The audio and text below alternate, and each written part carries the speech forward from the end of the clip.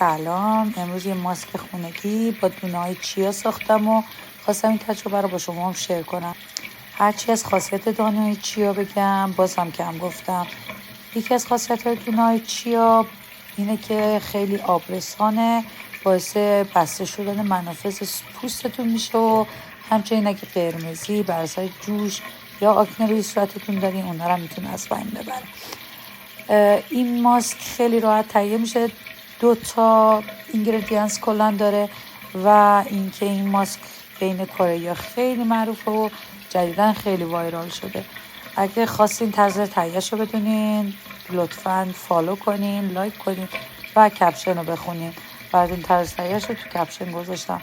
امیدوارم لذت ببرین. منتظر ویدیوهای بعدیم باشین. مرسی که ویدیوی منو تماشا کردین.